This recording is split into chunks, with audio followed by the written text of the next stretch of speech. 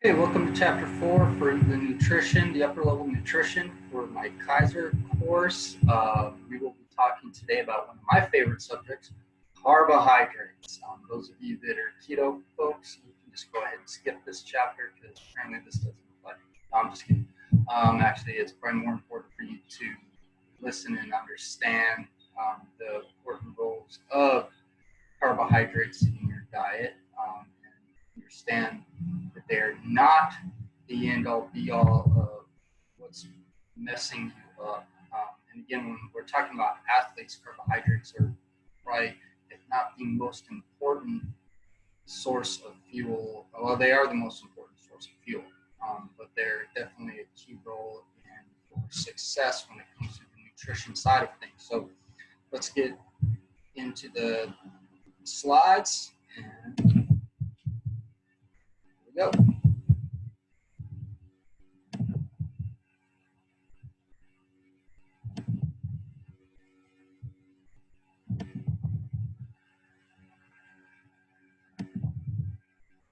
All right, so carbohydrates. We will classify carbs according to composition, describe the digestion and absorption of carbs, explain their metabolism of glucose, how blood glucose and muscle glycogen are used to fuel exercise, and state carbohydrate recommendations for athletes, including specific guidelines for intake before, during, and after.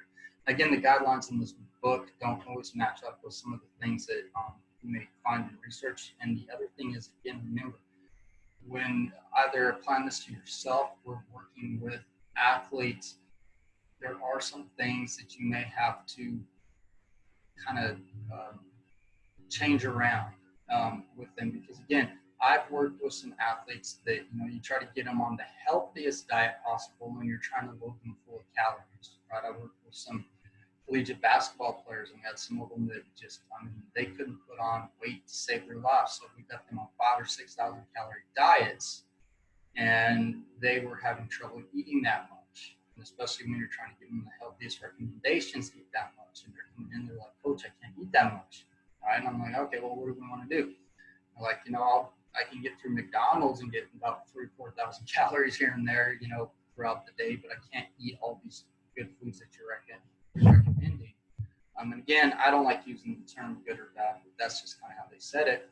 And so I said, all right, so we would add some things into the diet that, some people might cringe at, but at the same time, we're worried about the fuel sources, not as much the vitamins and minerals in that case. And again, you can always get the vitamins and minerals in supplement form or other forms as well through some of the other things in their diet. So, working with young, healthy athletes, sometimes you may be doing some things that when you're working with folks that you're trying to teach better health planning, it may be a little bit different. And again, it's individual, right?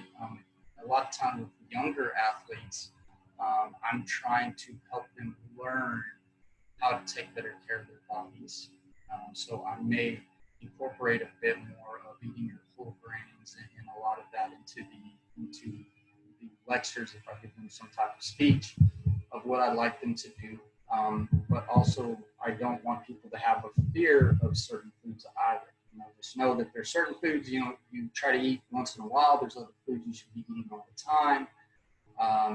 And again, depending on the person you're working with, sometimes you'll go through states like we were going through with those particular athletes that we had about 3 months of really trying to get some more mass on those particular guys that, for 3 months we kind of took them off, their quote unquote healthier diet to help them gain some of that weight. Right. And so just understand that there's not a one size fits all when it comes to these things, even though in this book, sometimes you're going to get kind of a feel for that, but I don't want you guys to take it that way. And again, as I tell you guys have heard before, or some of my other classes that I've taught, a lot of times these books are written by authors that have their own opinions and agendas. And so when you read through those things, you need to be aware of, what's actually proven scientific wise, and also what is part of their agenda or part of their particular biases, okay? And so as we go through this, you guys need to form your own opinions on what you think works and doesn't work based on, you know, what you get out of these books, what you've seen in research, and what you've actually applied either in your life or, you know, in your professional life working with others.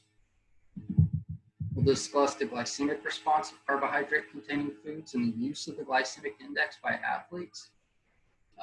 There's, you know, a lot of people, you may not know what glycemic index is. We'll talk about that. A lot of folks, you know, think of that as it's some type of chart from healthy to not healthy when it comes to carbohydrates. That's not true. So we'll debunk that myth. Determine the daily carbohydrate needs of an athlete to select the carbohydrate-containing foods to meet the recommended intake, and compare and contrast carbohydrate loading protocols. Right. So you'll see an old school protocol from the 60s versus what they have in a newer approach, which was actually from their late 80s, or not late 80s, excuse me, early 80s. And again, both of them are still some strategies I've seen people try to implement today. The one from the 80s, I think, actually is pretty close to what you'll see a lot of folks do. And again, the nice thing is on the slide, it's not too detailed on the actual research if you look at that particular research article of how extended it is. But if you kind of look at it as a guideline, it's a much better plan in fueling an athlete. And assess an athlete's carbohydrate intake and determine if it meets guidelines for performance and health. All right, so carbohydrates, they're compounds that contain carbon, hydrogen, and oxygen. That's why you would typically see them written in a lot of text as CHO, right? Because that's what they're made up of, right? So carbohydrate is CHO, hydrogen and oxygen. They're found in sugars, starches, and cellulose. All right, so here's different foods that contain different type of carbohydrates. So again, on there you can see, I mean, everything in that, you know, most of you would probably agree is very healthy for you to be eating. Again, there's, you know, I don't believe in good and bad foods. So, you know, again, there's things you should eat a lot of. And as you see on there, you see some whole grains, some fruits, some vegetables, things you definitely should be eating on a daily basis, and things that you definitely should be eating more of in your diets. You know, the more plants you can add into your diets are great. Whole grains are great. Milk is great. Now, again, you know, that one you can see down there's full milk. So depending on trying to watch your calories and things like that, you know, your fat intake and stuff, you may, you know, want to do 2%, 1%. That's all depends on what your nutrition goals are. Okay. But again, you see pasta in there. Again, big fan of pasta, great source of fuel. Going Crunch. I'm not a big cereal guy in particular myself, but I know a lot of people that are. Again, you're going to get some grains and fiber in that as well. So it just depends on, you know, some of the things that you like to incorporate into your diet. All right. So we'll talk about monosaccharides, right? So these are the, you know, you'll hear them called simple sugars, right? So glucose, right? So again, we've got glucose that we take in. Also, when we measure sugar in your blood, we call it blood glucose. So that's what is actually floating through your arteries. So again, when you're looking at the sweetness scale, this is based on sweetness of table sugar. Glucose is at a 75 if table sugar is 100. Okay. Glycemic index is 100, and we'll talk about glycemic index later. In the body, it's found circulating in blood, stored as glycogen, and foods generally found as part of disaccharides and polysaccharides, which are starches. When added to food, glucose is referred to as dextrose. Fructose on the sweetness scale is very sweet in comparison to table sugar. Glycemic index is at a 19. In the body, it's found temporarily in the liver before it's converted to glucose. All right, so we transport that through the portal vein to the liver, and there it's converted. In food, found naturally in fruits and vegetables and added to processed foods, typically as high fructose corn syrup. So you've seen some of those commercials from the corn industry, you know, the bad corn industry, as some people might think. But again, what they are saying is true. High fructose corn syrup is, you know, basically it's got kind of the same effects as sugar, so to speak, because what it is sugar. You know, it's just a different form of sugar. Again, depending on what you need and don't need in your diet, you just got to be worried how much of that you get into your diet, but it is not going to kill you. And again, it's not something that you necessarily want to be taking in high amounts. You know, in general, most people don't need to be getting that in high amounts either. So just be aware that high fructose corn syrup is, like that says in those particular things, it's just another type of sugar, right? Galactose is not near as sweet. Glycemic index of galactose is unknown. It's found in foods only as part of lactose, right? So again, those of you that know of lactose, when we're talking about milk products, we find lactose. Sucrose, all right? So now we're getting disaccharides, is glucose plus fructose, all right? So when you add those two together, we get sucrose. And again, this is table sugar. So out of the 100, which equals the sweetness of table sugar, there you go. You got sucrose, right? Found in fruits, vegetables, honey, maple syrup, sugar, beet, sugar cane, and processing white and brown sugars, right? It's got a glycemic index of 68. Lactose is glucose plus galactose, what we call lactose. Again, milk is not necessarily as sweet as things that you typically get with sugar, so you can see that it doesn't have a high sweetness, glycemic index of 46. And again, it says most adults lose their ability to digest lactose or milk sugar. I think that's kind of a high exaggeration on that. Again, it just depends, you know, it does happen to some adults. Other adults never have problems with it. I would say that most adults by any means lose their ability to digest lactose. If you are one of those adults, just be aware of that. Again, you can take lactose pills, or you can try to avoid lactose, or get alternate milks without lactose, or whatever you need to do to deal with that if you are part of that population. But again, it doesn't affect everybody. Again, I think saying most adults lose their ability to digest that, I think is a gross exaggeration. All right, maltose, glucose plus glucose, so two the same equals maltose, right? Not necessarily as sweet as normal sugar. Glycemic index of 105, minor disaccharide in most diets. Okay. So again, if you think of this, if those of you that grew up drinking either milkshakes or malts, they are different. A malt is going to be made up with the sugar of maltose, and when you get a milkshake, you're going to have lactose. All right. No single way to classify carbs, so there's a lot of things that you hear. Sugars versus starches, simple versus complex, minimally processed, quality versus highly processed. So if minimally processed is quality, what are they calling highly processed? Low quality, not quality, or good versus bad. I don't mind things being called minimally processed or highly processed. I don't like that being called quality. And again, I'm not a big fan of good versus bad. Again, if you're one of those folks that likes white bread versus wheat bread, and you just particularly would like to have that every now and again, there's no harm in that. It's not that, again, those carbohydrates will serve your body, right? They'll give you energy just like anything else. So, when we give power to terms that don't need power, I think we're doing more harm than good. So again, even in this book, I completely disagree with the authors on putting things like that in. Sugar alcohols are formed from mono and disaccharides, glycerol, sorbitol, mannitol, and xylitol. They're termed low-impact carbs. This is a marketing term indicating that it has a slow absorption rate. Glucose and insulin concentrations will rise slow, so you don't see blood sugar spikes or anything like that, because the intake of the glucose and uptake of the glucose is slow. Insulin concentrations that might be needed, again, depending on how much of it that you take and absorb. And sorbitol and mannitol are incompletely absorbed, so there's fewer kilocalories per gram than sucrose or fructose. And because of that, it may have a laxative effect.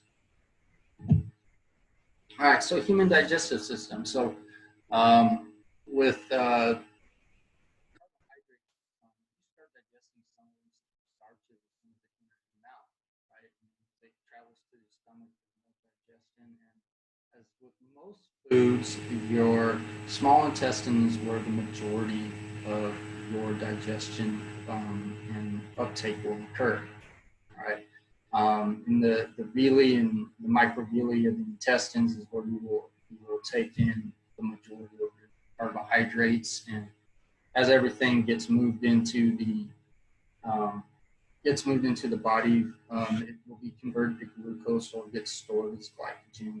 Again, we talked about, sugars being transported through the ports, some sugars being transported through the portal vein to the liver, so that things that will be converted, such as fructose, will be converted to glucose. And once everything's been converted in the body, you'll have free-floating glucose, or you'll have stored forms of it as glycogen in areas such as the liver and the muscles. As we talked about yesterday, if you can't find a use for it, eventually we can move storage forms and store that as fat. Again, this is where people get this whole crazy idea that carbohydrates make you fat. What actually adds to your adipose tissue of fat is the fact that you're taking in way too much of everything. Therefore, you have excess of both fats and carbs, and those things will get stored. Okay, so if your calorie input is just too high versus your calorie output, then yes, you will see that happen. And again, as long as your calories are under your calorie expenditure, it doesn't matter if 90% of what you're eating is carbohydrates or 90% of what you're eating is fats, you're not going to gain fat. All right, so understand that concept. I will probably say that several more times during this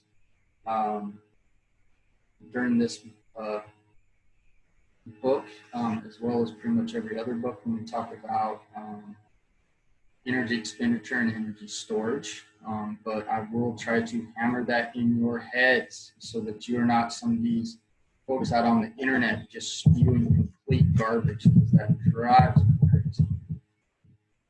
All right, so here's a simple idea of how insulin and glucagon produced in the pancreas work. Okay, and again, this is a very simple illustration of it. It's a bit more complex than this, but this will kind of give you an idea, right? So you have a stressor, so you whatever the stressor is, you eat your carbohydrates.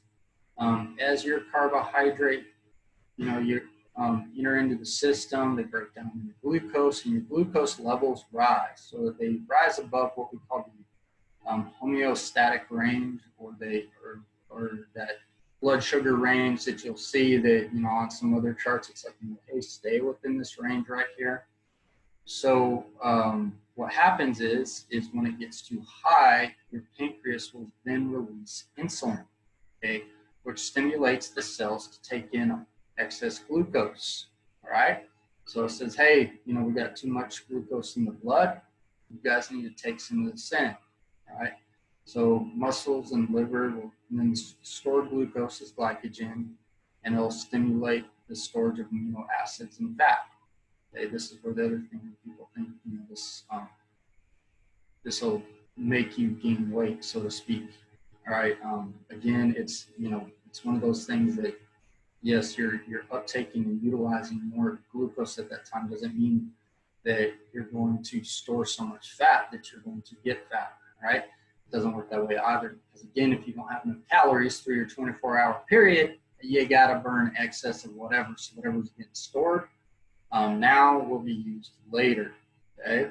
Now, One of the things that may happen though is when you have an upswing in glucose and you release insulin, it may drop below the levels of your blood sugar range that you want. So again, at that point, your pancreas may produce glucagon, which stimulates the mobilization of amino acids and fat to be utilized. And that way you're sparing the glucose and letting it flow back through the system to hopefully increase your blood sugars. You will also stimulate gluconeogenesis. So gluco, again, is, comes from the word glucose or sugar. Neo means new, and genesis means birth or making of, right? So you're making new glucose, right? So we can convert fats and proteins into glucose when necessary, all right, to increase the amount of glucose in the system, all right? And it'll stimulate the liver to release any stored glucose you have in the form of glycogen through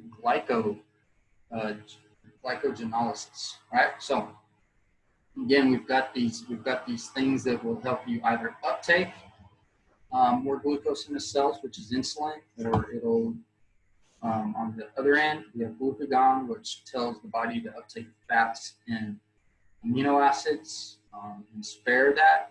And again, if you look at it this way, this is how I explain it. Those of you that are not from areas where you get ice on the roads, this may not make a whole lot of sense to you, but if you've ever watched some videos of people sliding around on the ice in their car, this will make sense. So again, a lot of times when you start to slide on the ice, you will do something like overcorrect. So if you have a high spike in blood glucose, your body will pump in so much insulin at times. So if we're looking at this, then it drops too low, right? So then it overcorrects. And this can happen several times, right? So if you look at this particular slide, that's what's happening with the first 4 curves. Right, so you've got this high spike in glucose, insulin's released, then it drops too low, glucagon's released, then it spikes again too high, insulin's released, then it drops again too low, glucagon's released. And then you see it at the end where it gets into the homeostatic range. Okay, so again, it's like overcorrecting with the car on ice, right? You slide too much to the left, you overturn, and you slide to the right, you overturn, eventually you get the car straightened out, right? And so that does happen. Again, in healthy folks, it's not a big deal. Okay, as long as you don't have type 1 diabetes or you're pre-type 2 diabetic or anything like that, we're not worried too much about your blood glucose levels because your body will take care of it. You got a healthy functioning pancreas. This is normal things that can happen, and sometimes during times of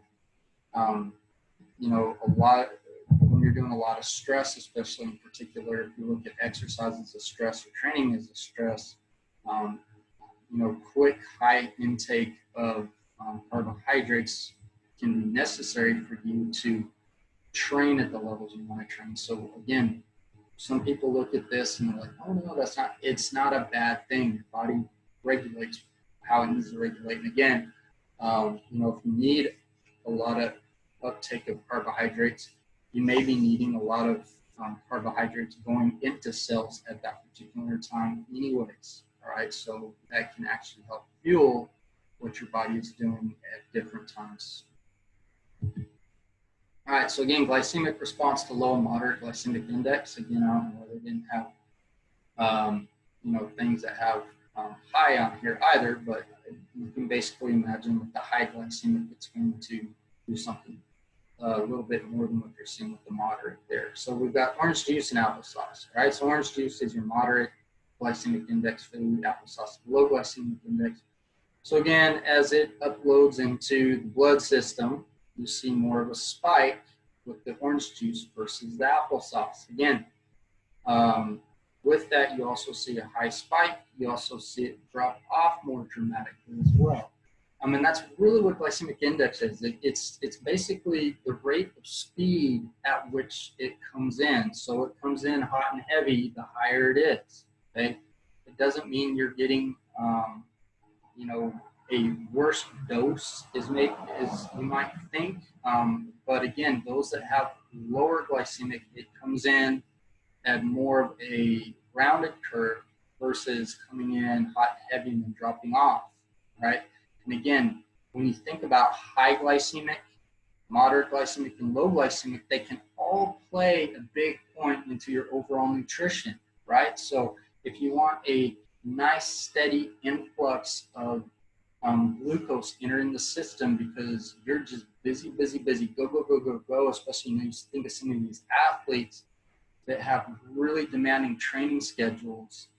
They want energy, and they want a lot of energy at all those times during the day. So if you stagger, like your fast uptake, so to speak, carbohydrates with your moderate and your low, and if you really do a good job of meal planning so that you have a nice influx of all these different carbohydrates coming in at different times and entering your system, you don't have what we, these times where you see all the energy coming in and then it all drops off, and then maybe during that drop off you've got some heavy exercise sessions. So again, if you're taking in a good variety of carbohydrates throughout the day, and they're coming in, some of them are high, some of them are low, some of them are moderate, you have a nice steady influx of energy that can help you be more successful during your training and during your game performances and other things that you need to do.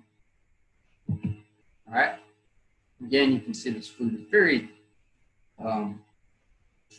biased against highly processed starches, such as white bread, pasta, rice, have high glycemic index, while beans and legumes have low, which is true. But again, you'll see this they have some other things here later throughout this chapter on high process. They all serve their purposes. Rice has a lot of benefits. Even white bread has things in it that have health benefits, and again, so do pastas. It's just a matter of dosage. Remember that it's all a matter of dosage. Okay, there's nothing inherently bad about that. And again, if you eat too many foods with fiber, like just stuck to everything, in the beans and legumes section over there, that could also have some issues on your digestive system if you're getting way too much of that, right? So there's a balance that you want to achieve through all the different type of carbohydrates you take in, right? So again, pitting these two things against each other, I think is not really a fair thing to do. They put these together. Again, you may look at them and be like, oh no, they're just showing high versus low. But if you read through this particular text, you will see that that is not the attitude of the author in this particular chapter. Right? Again, we saw this slide in chapter 3. And so this is basically the fate of what happens to glucose and glycogen, right? So if we metabolize it without oxygen, so anaerobically, it's going to go to pyruvate. From pyruvate, we're going to turn it into lactate, okay? If we metabolize it in the mitochondria with the presence of oxygen, right, so aerobic, then it is going to become acetyl coenzyme A, all right? And again, they'll take a trip through the Krebs cycle or citric acid cycle, however you want it, and we utilize and recycle those two different energy sources accordingly, right? So we won't go back into that again. Again, if you want to look at that, if you want to, for some reason you're looking at this particular lecture and you can see the lecture on chapter 3, go back to chapter 3 and we go more in depth into how that works. Muscle glycogen utilization and exercise, again, you're going to use it. The longer the time, the less you're going to have, okay?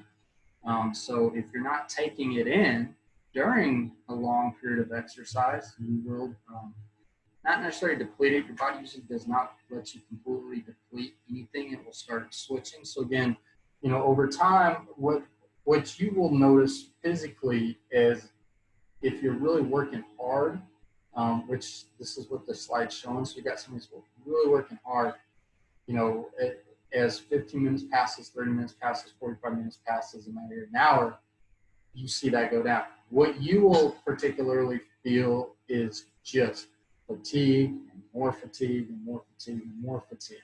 Okay. What your body will do to compensate during this is we're going to go from, especially if you're doing really high intense stuff at the beginning, you'll be in the CrossFit creatine phase. You're gonna move into the fast glycolytic or anaerobic glycolytic, and we'll go into the slow glycolytic or aerobic glycolytic, or in this book they call it the beginning of oxidative system, where you're still using glycogen and glucose. And then we're going to move into utilizing fats. And again, we don't talk about this much because most people don't get into this, but when you're talking about folks that are ultra marathon runners and stuff like this, if they don't feel right, they're going to move, even, once they start depleting a lot of the fats that they have, their body will start to really increase the amount of protein. Again, our body does not like to utilize protein as an energy source very much. Again, it's always, there's always times at which it utilizes a little bit, as you utilize every source of energy to some extent. We never completely 100% shut down one pathway. But again, that is one that we utilize the least, and your body does not like to do that, but it will compensate if it has to. All right, so again, what this is showing is you've got two groups of folks that were going through they're going through a workout time trial, 1 hour, 2 hours, 3 hours, 4 hours, and you have one group that's on a placebo, and you have another group that was taking in carbohydrates during that time. And as you can see, the group that's taking carbohydrates during that time was able to flatten out the curve a bit, and you can see that they have more energy throughout the time that they were working, and were able to complete the 3 to 4 hour mark rather than stop at the 3 hour mark, right? And it's kind of the way they do these protocols. It's based on being able to perform at a certain level versus the resistance that they set you at. Okay, so again, if they weren't meeting that at 3 hours, they weren't allowed to go on. And again, this doesn't mean that everybody made it, but the majority of folks, the carbohydrate did versus the majority of folks in the placebo group. So you can see how intake of carbohydrates during especially high endurance events that last for multiple hours can be crucial in the performance of an athlete. All right. So this is showing stress. So whatever that stress is, it could be exercise, it could be you're going through negative, could be positive. There's different stresses that happen, and it go down to the hypothalamus, which we'll get to what happens with the we'll do the sympathetic nervous system second. Okay, so if you go over to the right hand side, you're going to see the corticotropin releasing factor will trigger pituitary, which then triggers the adrenocorticotropic hormone, and the adrenal cortex, and then we have cortisol. All right, so here's the roles that cortisol is going to play. It will mobilize fat, which provides nutrients for cellular respiration, stimulates amino acid transport into the liver cells, which again can provide nutrients for cellular respiration. It also converts other nutrients to glucose, raises blood glucose sugar levels, reduces inflammation, and inhibits allergic reactions. On the other side, if we go through the sympathetic nervous system, go through the adrenal medulla, epinephrine and norepinephrine will play into depending on what's going on. So, it ought to raise your heart rate, lower your heart rate, things like that. So what it does to the brain is lowers threshold of RAS. Blood vessels, constricts blood vessels in skin and kidney, dilates blood vessels in muscles and brains. And again, depending on, if you're doing this where it's hot and cold, that'll play into what happens with the blood vessels in the skin. Okay, so again, here being in South Florida, when I add stress of exercise, I don't constrict blood vessels to the skin. In fact, mine are going to dilate because I sweat like nobody's business down here. Okay. Your heart will increase cardiac output. We do this through two mechanisms. We do this through increase in stroke volume, increase in heart rate. And again, the stroke volume is what will increase over the time that you repeatedly do exercise and you allow your heart to be able to do that. The more immediate response that always happens is going to be your heart rate. Again, stimulates conversion of glycogen to glucose, will raise your blood sugar levels. And these all allow you to run longer, fight harder, lift more, make it through your high intensity interval training class, whatever it is. It allows you to be able to do more. Okay.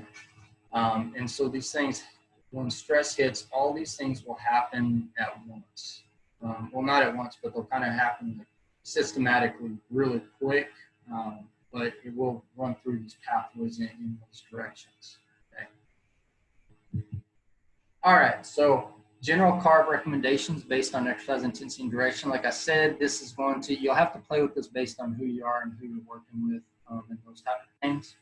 But if you're doing very high intense, short duration things, less than a minute, so you think of things like shot put, discus, high jump, sprints anywhere up to 200 meters, swimming, sprints up to 50 meters, sprint cycling 200 meters, weightlifting, powerlifting, bobsled, the running start portion. Again, daily carbs are going to recommended are going to be between 5 to 7 grams per kilogram of body weight. So again, you got to know what the kilogram of body weight is of the person that you're recommending. And again, each athlete is different. Some may need more, some may need less. In general, you may have some really high training folks that might need more. A high intense, short duration, so this 1 to 30 minutes continuous. So 200 to 1,500 meters swimming, 100 to 1,500 meters cycling, short distance rowing, crew, canoeing, kayaking, skiing, downhill racing, figure skating, mountain biking, all fall in this category. Again, 5 to 7 grams per kilogram. Again, you're thinking, okay, well, why is it not that much more? Again, they're not working at as high of a pace, is what the book's saying. And like I told you, this is their opinion based on some of the research that they've quoted. You may find some other stuff out there, and especially remember what I said. We look at the research, and we can look at these things, but what you got to do with your athletes is you have to play with these things because you may not be meeting the grams per kilogram guidelines based on that particular athlete, right? Everybody's got their slightly different metabolisms, different hormone rates, different needs that they do. What one person is considering very high intense versus high intense and all that is always a little bit different. So with that in mind, these things are just guidelines, okay? And again, you'll see high intense, shorter duration, 1 to 30 minutes with some rest periods, gymnastics, wrestling, boxing, fencing, judo, taekwondo, 5 to 8 grams. Again, depending on how you wrestle, box, and things like that, I've seen some folks that, like they pace themselves, and you got some folks that just go straight at it. So, how they train, how they perform during competitions, can be vastly different between athletes and can be different between how they train and how they compete as well. And then moderate duration, 30, 60 minutes. So, like 10K running, elite runner should finish in less than 30 minutes, 6 to 8 grams per kilogram. Again, this will vary athlete to athlete.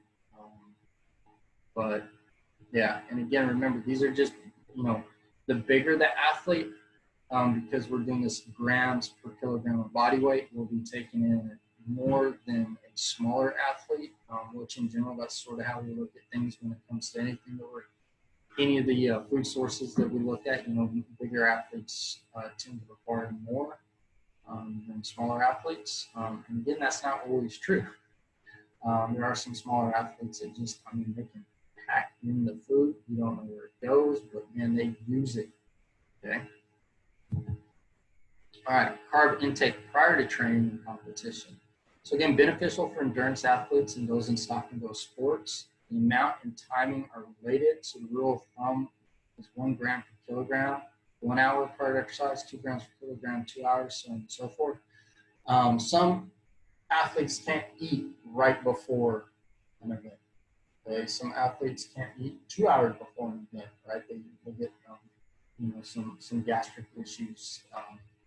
Some folks are like, I can only, like if it's 3 hours or sooner, no, can't do it. So again, depends on your athlete. And again, some athletes, depending on what type of events they're in. So if you think of marathon runners and ultra marathon runners or triathletes, have to learn sometimes to train their body to eat a little bit sooner before competition, as well as eat during competition. Now, again, how you ingest it during competition, we have a lot of different forms. You've seen, I've seen Lance Armstrong in competitions where somebody gave him a banana and he's eating a banana while he's cycling, right? You got other folks that have the little food packets. Some people have the little carbo gummies. Other folks can't take it in any other form other than liquid. So, they're down in Gatorade and Powerade or whatever else. Or do you see some combination of all of it, right? So it just really depends athlete to athlete on what their body can handle. And again, how are they going to perform based on taking stuff in prior and how far out prior to the event, is going to be different from athlete to athlete. So again, maybe consuming carbs in liquid form for some. Others may not really care for it, or some like the feel of having something heavier in there. And again, so the main point on this one is that trial and error is important. So the best way to do trial and error is actually during practices. You don't want to trial and error and see what happens on game day. Horrible idea, right? Last thing you want is to have some stomach issues the day of the competition. Carb intake during training competition, I kind of alluded into this on the last slide, but again, it can be beneficial for endurance and ultra endurance athletes. For the most part, I was always I don't like to take things in when I was doing long distance racing. Again, 5Ks, 10Ks, I don't need anything. Not a big deal. I can get through a 5K, 10K, not drinking water or anything like that during competition, not drinking carbohydrates during the competition, not a big deal. I'm usually starving afterwards. But yeah, I used to compete pretty heavily in those things. When I got to doing a half marathon, I did the half marathon. Again, I didn't want to take anything in because I didn't want it to mess with my stomach while I was doing it. I was able to do and compete at the speed and time I wanted to. Definitely took a toll on me afterwards. I probably would have been better off somewhere during that time to get some liquid. And again, I think something like Gatorade or something like that would have been beneficial. If I would have kept doing more of those, I probably would have trained myself to be able to do that. Again, when I got into doing triathlons, which were way more taxing, had to figure out how to take it. It just wasn't. There's no way I would have been able to compete and finish triathlons without taking in not only water, but water, electrolytes, and carbohydrates. Again, I tried to during one, ended up super dehydrated. Pulled both hamstrings. One of them, I think I kind of tore a bit. It took a while for that one to heal. And again, I just wasn't getting the nutrition I needed during the competition. I was cramping up really bad. And so, again, making sure your water intake, your electrolyte intake, and carbohydrate intake is very important for athletes, especially in those type of sports. Okay? And again, trial and error is important. I should have been messing more with that during my training rather than dealing with that the day of my competition. And so it was a learning process for me. All right, so this is showing you two 70% carb diets in comparison. So again, you can see that Jennifer's got a much higher kilocalorie take than Lisa does. Now, with that said, if you go through and read the bottom, it says, is Jennifer getting enough on her 70% carb diet? Yes. Is Lisa? No. Again, it depends on what their energy needs are. Now, if they're assuming that both these athletes are doing the exact same things and they use the exact same amount of energy based on their body size and everything else, then yes, this text is correct. But as we know, everybody is different, right? So if Lisa is a much smaller athlete whose body does not need as many kilocalories, then this is probably fine, okay? But again, it's going to depend on the athlete, right? And again, this again is assuming that these athletes need 70%. Some athletes consume around 45%, up to 70%. There's kind of a range depending on what works best for the particular athletes. Again, you're gonna have to work with your athletes to see what works best for them, right? But I get what they're getting at with this particular slide is that, if you make all assumptions, maybe these two girls are twins. They have the exact same size, height, body structure, genetic makeup's like identical. They've trained the same their whole life. Then, yeah, you can probably make the argument that Lisa is not getting enough. If Jennifer is, we're assuming that she's at the right kilocalories and everything for what she needs to be doing. Examples of pre-exercise, prepackaged pre-exercise products for athletes. So this is all Gatorade stuff. I don't know if these offers are sponsored by Gatorade. Again, there's more options out there besides Gatorade, and there's more options actually that Gatorade has. Right? They've got all kinds of different ones that have different levels of energy and carbohydrates in them. And basically, the idea to look at this is looking at the amount of energy. So what's the size of what you're getting? So 118 through 35 through 30. If you really look at the G Series Pro nutrition shake and carbs, so the nutrition shake actually is a smaller serving size but has more energy. Again, it's got it's got less carbohydrates than the carb energy drink. So where's the rest coming from? It also has protein and fat, so it's a little bit more complete when you're looking at different things in it. 3 to 4 hours before, again, it's a shake. It may sit more heavy, might not be something you want right then. Whereas the 330 kilocalories or calories is you probably see on the back of the Gatorade. You can take an hour prior. And then the pregame fuel, those little pouches, is something that's not supposed to be near as upsetting. Therefore, you can take it much sooner, right? Again, an athlete might utilize all three of these on a game day or your training day as well. Carb intake after training and competition. Again, general recommendations: consume it as soon as you can. And again, frequent small carbohydrate-containing meals. It just depends. Some of y'all are starving right afterwards. If you're done training for the day, you want to eat something, just feel nice and full. That's fine too. It just really depends on the athlete. Depends on what you've got going on. What your training schedule is. If you've just got done with a major training session, it's like 5 in the morning.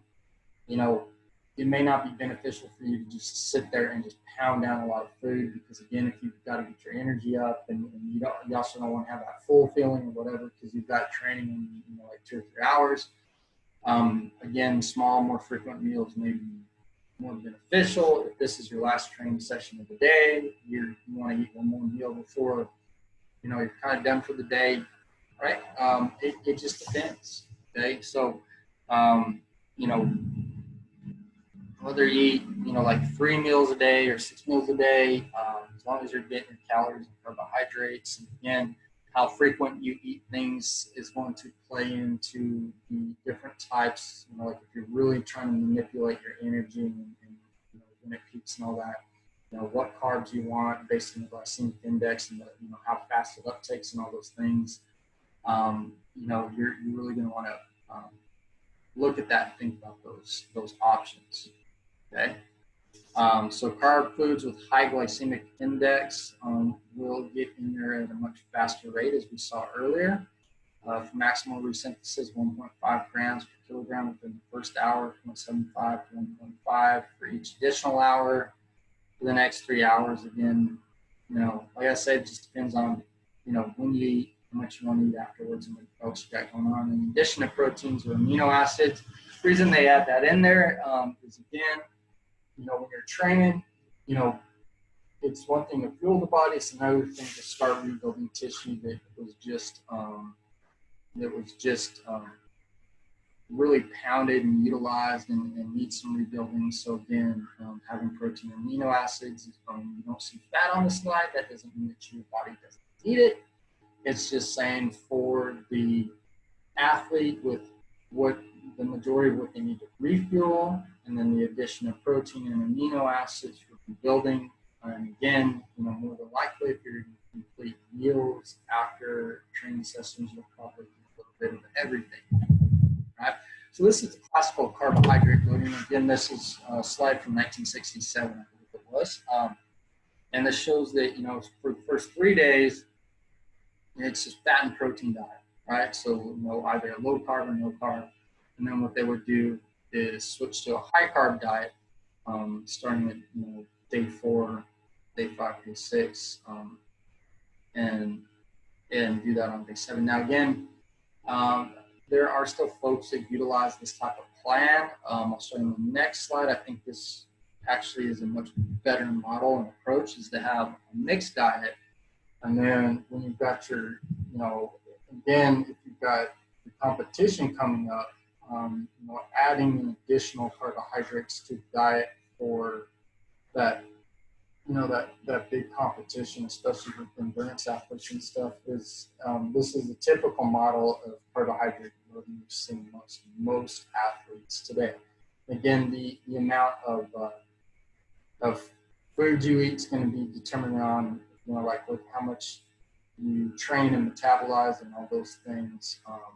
But again, having a nice mixed diet.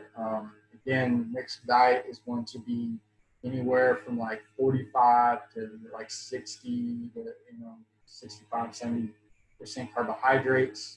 And then the other percentages based on what you're doing. So again, if you've got to have a lot of cellular repair, your protein might be higher versus your fats. If you're needing additional energy because you're doing a lot of stuff where you're getting into your oxidative system quite a bit, you may want to have a higher limit of fats, and maybe the addition of muscle mass isn't important. Your protein intake may be lower. It just depends on what you need for what you're doing. Okay, so again, understanding I need more muscle mass, we're going to have a higher level of protein with the remaining percentages weighted. If I need more fat as energy for fuel, well, then we'll have to lower the protein intake. If we're not messing with the carbohydrates, we'll have to lower the protein percentage and increase the fat percentage, right? And then the other option is you can always keep your protein up high and just increase your fat.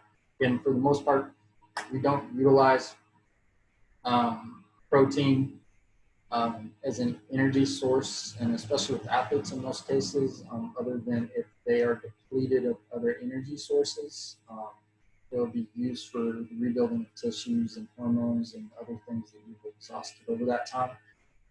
So again, what does that do to overall percentage? Well, depending on how high the protein,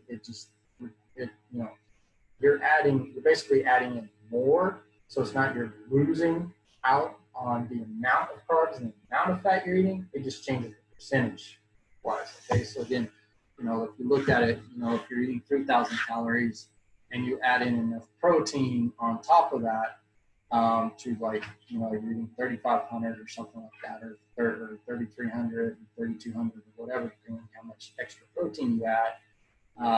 You know, that's all it's doing. It's going to change your percentages, but you didn't lower your carb intake, you didn't lower your fat intake, right? So again, just understand percentage. You know, sometimes if the percentages aren't helping you, you know, you feel like you're not getting enough of everything. You see your training falling off or whatever it is. What you may have to do is look at the total calories, maybe up it some, and then you can play with what you want to up in that, right? So if you feel like you're getting enough carbs and fat, you may just increase the protein. If you feel like you're not getting enough fuel, especially, you know, if you're, you know, high intense athletes, even endurance athletes, on race days and stuff, you're definitely want to increase the amount of carbohydrates as well. Right. So when you train on successive days, so this means, you know, day 1, day 2, day 3, we glycogen drop day after day, and again, your diet is going to help to decrease the how dramatically that drops, but again, you can only upload things so fast. So, you know, one thing that helps with this is, again, your diet. The other thing is too is your body's ability to learn to recover as you train more and more. Okay, so with folks that are new to training, they're going to have a lot more trouble trying to get their body to adjust to this and get better at it. Whereas folks that have been training for a while, their body will get more efficient at doing this, and it won't be near as dramatic.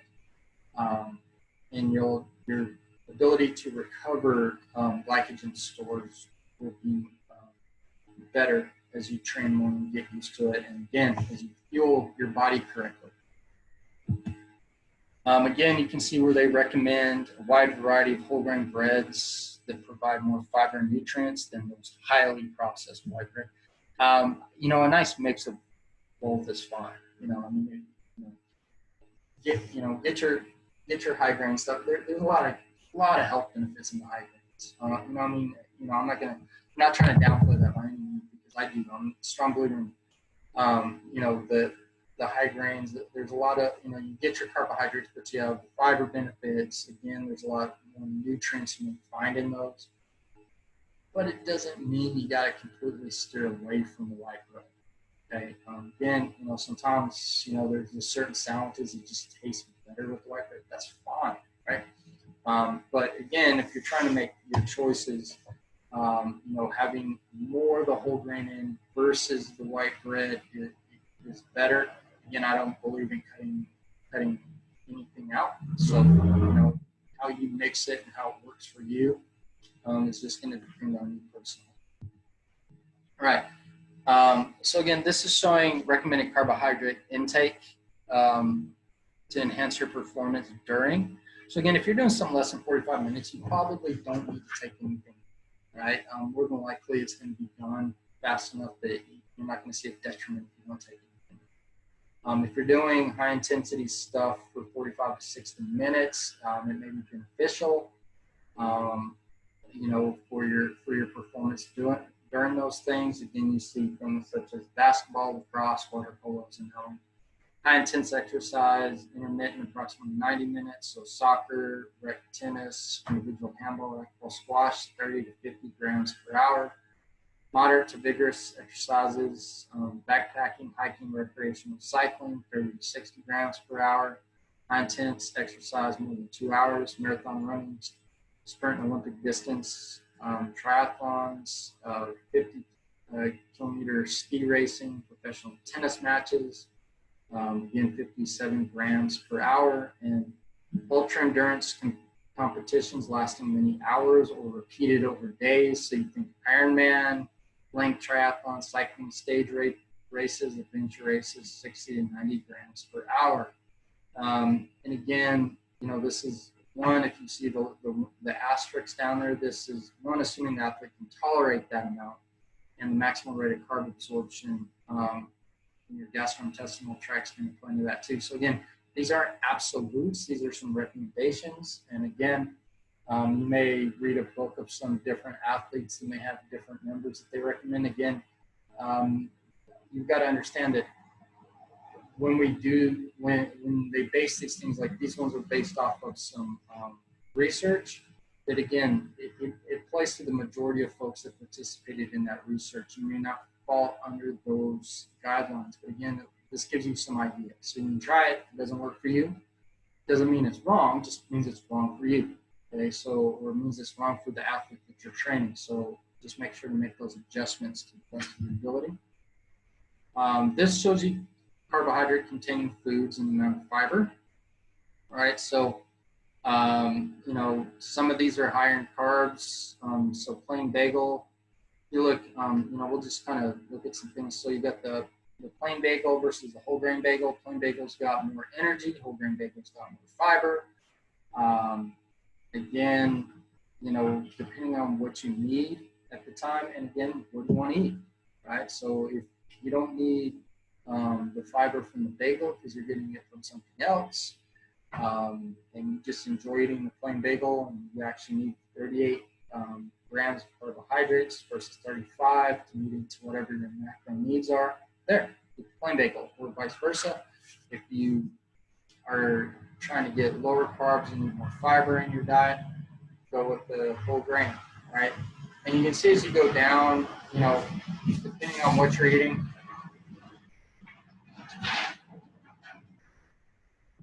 I'm doing my lecture outside of this, so that truck passed so you could hear me. Depending on what you're doing, you know, and how much you get of it. So again, looking at breads, looking at cereals, and so on and so forth, you can see, you know, the amount of carbs versus fiber. Right, next slide, same thing, showing you crackers, energy bars, and those muffins, hamburger buns, Hawaii pancakes, pasta. So again, you can look at all these things, and it also gives you what the servings are. So you can see things that are higher in carbohydrates, what things are also and again, make the choices that you need to make based on both needs, right? So, you know, do you need a lot of carbs out of something? Do you not need a lot of carbs out of something? Do you need a lot of fiber out of something? Do you need less fiber at that particular point? Right? It doesn't mean that certain things are better or healthier or good. It just means that they have their different uses. So understand that everything's got its use, and it's all different based on your personal needs. Starchy vegetables, beans and legumes, again, shows you the difference in the amount of carbohydrates versus the amount of fiber. All these slides I'm going through right here, all the same type of things, from fruits and vegetables. Again, you know, you see some of your fruits that are higher in carbohydrates versus fiber. So the difference between apple and applesauce, you can see, you know, you eat the apple itself, less carbs, more fiber. Applesauce has more carbs, less fiber, so on and so forth. As you go down, you know, orange versus orange juice. The orange, you know, so you see the orange actually has more carbs, but also has more fiber, where the orange juice has, because we added water and everything. A lot of times when you squeeze the juice, you lose the fibers. You know, even the pulpy juice isn't going to have as much fiber as the orange itself, but you're going to see the reduction in the amount of fiber in that. So again, you know, everything's got its use. You know, and just understand how to use it. Vegetables, again, you see vegetables that are higher in fiber versus others. You know, broccoli's higher in fiber versus dark lettuce, again, higher energy intake in that as well through the carbohydrates versus the lettuce, but you know, they all has its use.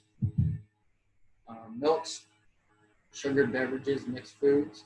Again, you know, chocolate milk, soy milk, yogurt, plain sweetened, you see the amount of carbohydrates. You know, chocolate milk's got 26, sweetened yogurt's got 26. Regular milk's got 12. Soy milk actually has more carbohydrates, right, at 18. You know, there's also more fiber in the soy milk versus the milk. and chocolate milk. So this depends on what you need. Again, if you're lactose intolerant, you have the chocolate milk. Sugared beverage, 6% carb, sports drinks, 14 carbs, no fiber, high carb sports drink, 88 carbs, no fiber, soft drinks. Um, Again, 40 carbs, no sugar, or no fiber. I've heard people say before, oh, don't drink soft drinks, they'll dehydrate you. That's not true. There's more water in the soft drink versus the amount of caffeine that's in it. That's assuming if you get the caffeinated.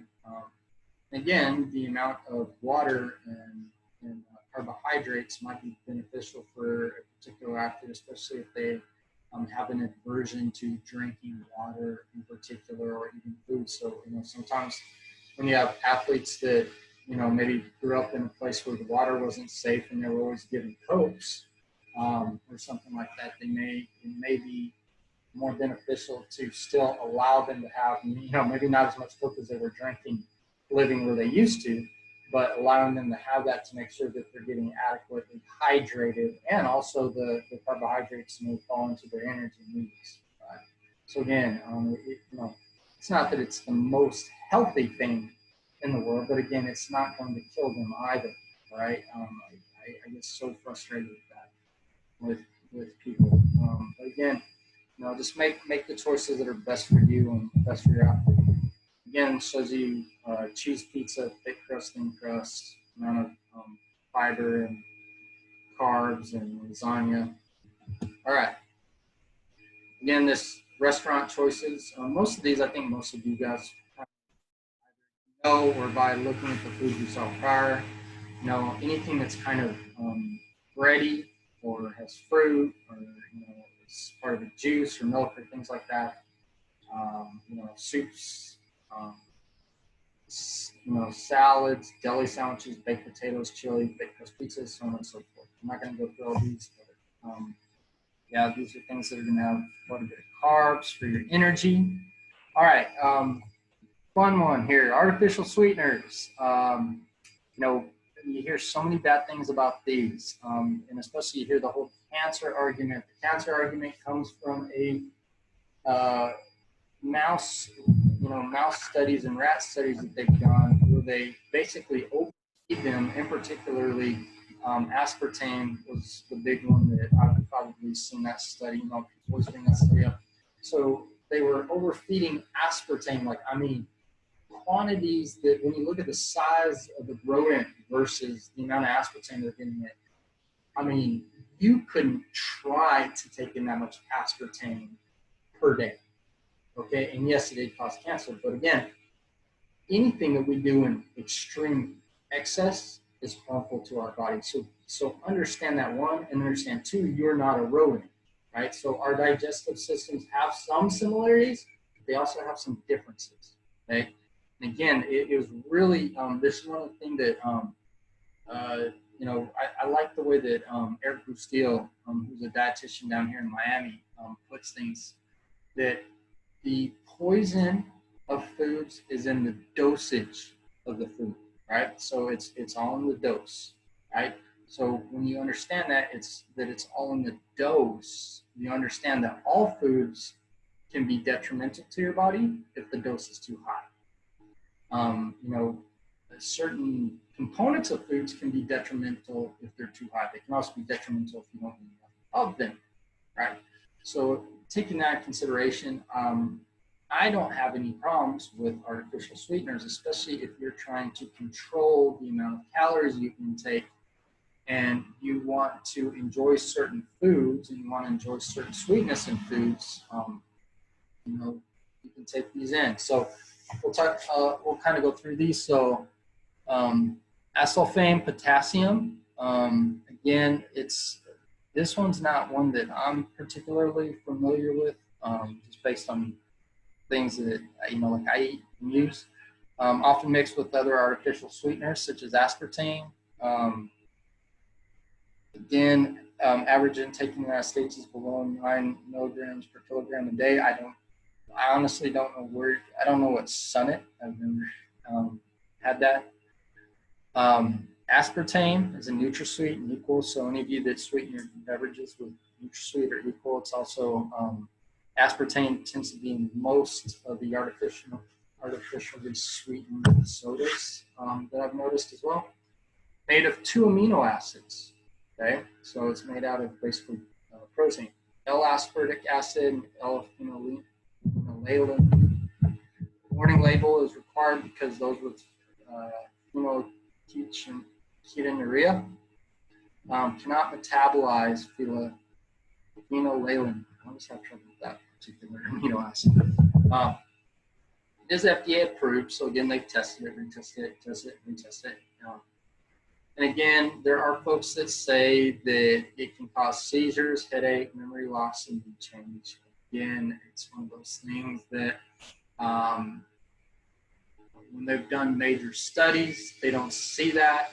Again, you also have to understand that every individual has issues with things that dose, based on the amount that they take in, and something that generally, so in particular, something that generally might not upset most people's stomach might upset your stomach. Okay, we're all a bit different. So if it causes those problems for you, then yes, maybe you don't need aspartame. Neotame, again, is one that I don't know that I've had it in anything. If any of y'all want to write, like you guys know what it's in or anything like that, oh yeah, it's in this particular product I eat or drink or whatever. Saccharin, which is in Sweet and Low, oldest artificial sweetener, discovered in 1879. Once thought to be cause of bladder cancer, but studies in humans do not support that association. Often found in restaurants as single serving packets. Average intake is 50 milligrams or micrograms per day. And then sucralose, which is in Splenda. This is probably the one I usually get the most of it. I just like the taste of it. I put it in coffee. It's derived from sugar, but is not digestible due to the substitution of 3 of the chlorine atoms for 3 of oxygen hydrogen groups. Also contains maltodextrin, a starch which gives its bulk, so that we'll measure like sugar in recipes. Average intake in the U.S. probably does not exceed 2 micrograms a day, or milligrams a day, excuse me. So again, these things, there's really no good scientific evidence that these are harmful to your body. And again, as long as you're taking things in we always talk about moderation. As long as you're taking things in normal doses and moderation, nothing's a problem. The same thing with calories in general. As long as you're getting a good amount of calories and you're not exceeding it, you don't see any health detriment with that, right? Again, that really, when it comes to nutrition, that's kind of the key thing to understand, that there's not good and bad. It's just what do you need more of, what can you do within your body less of, and again, the other component is how physically active you are, right? Because then you can utilize things. And same thing with artificial sweeteners. If you help those to utilize to control your calorie intake, I don't see anything wrong with that. And I haven't seen any good evidence to suggest otherwise. All the articles I've looked at pertaining to humans, there's no issue with it. And when I've looked at the rodent articles with artificial sweeteners, and like I said, the dosage on those things was just outrageous. Okay, and that's to me the main component to why they saw adverse effects.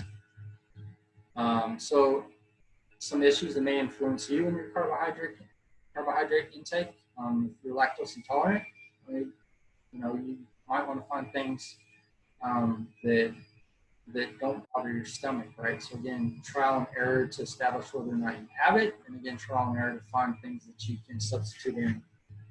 Fructose intolerance, I've honestly never heard of anybody that has it or met anybody that has it. Doesn't, again, if that's an issue, then, you got to be aware of that and figure out what bothers you, what doesn't. Again, Maybe you're able to eat some fruits because the level of fructose in those fruits may not bother you.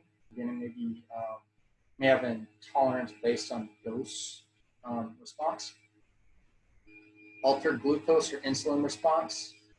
So again, if you're diabetic, you just got to understand how to work with your, again, with athletes, it gets a little harder because you're always trying to dose in the right amount of carbohydrates at the right time. And so again, you've got to work with, especially if you are an insulin dependent diabetic. It doesn't mean that you can't do things. It just means you're going to be more aware of what you take in, when you take in, how much you take in, and again, being able to measure those things as you're doing your sports. Trying to figure out your training regimen. How many carbs you take in, during heavy training days versus light training days and all that. Definitely stuff that you can work around. Okay. And definitely things that you can learn to manage and be able to be successful. So in summary, carbohydrate consumption is at the heart of sports and nutrition recommendations for all athletes in training. I've heard people say, oh yeah, what about long distance athletes? I'll say this 1,000 times. You're world-class long distance athletes. So if you look at, again, the marathon runners, the top marathon runners in the world are all high carb ingestion athletes. And again, when they run their marathons, the majority of the energy they're going to expend are carbohydrates or glucose because they're running as hard as they can for 26.2 miles. They're not in cruise control, so they're not going into the fat burning stage, right? They're in that high burn stage, right? So again, that to me is a horrible argument of why you should consume fats if you're a distance runner versus maybe like a power lifter. No. Resynthesis of muscle glycogen is crucial on a daily basis. Understanding carbohydrate digestion, absorption, metabolism helps athletes make appropriate choices for the type and amount of carbs needed to support their training and performance. Again, it's a dose response based on the type of athlete you are and your individual needs. In addition to adequate amounts of carbs that you need daily, athletes need to appropriately time their carb intake before, during, and after exercise. Again, this is going to be very personal. It's going to change person to person. Most athletes fall short of meeting their carb recommendations, and that's why a lot of times they'll feel, tired, especially by the time you're training hard Monday through Friday. By the time Friday rolls around, man, you may be taxed, okay? And so consuming carb-rich diets routinely takes planning and effort. Again, the higher the higher you want to go as an athlete and the more elite you want to be, you need to either have a trainer who's very, very well versed in nutrition, or it may be beneficial to have, a good sports trainer and maybe a good sports nutritionist who both can work together to help you be the best athlete you can be. All right, so that's chapter 4. If you guys have questions, please let me know, and I'll help you navigate this chapter.